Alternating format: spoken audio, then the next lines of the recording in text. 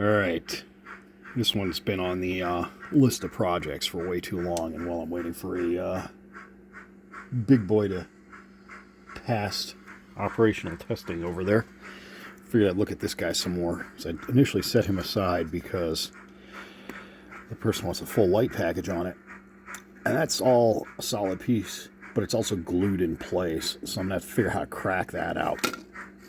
Now, Metra F59s don't have a Mars light, but need a separate headlight, and it looks like the red marker lights are just lenses down in there. I'm not sure it's going to show right there, so we'll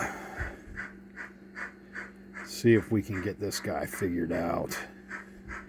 That's going to be interesting because that whole front pilot is glued in place, and then that light bar is glued in place. So that means I can start cracking things out of the way, which I hate to do. And this is just such a shitty design on these things. Obviously, mechanism shouldn't be too hard. I can take and cut put a ESU 58741 in there. Maybe I'll machine the frame so it'll take a square speaker instead of that.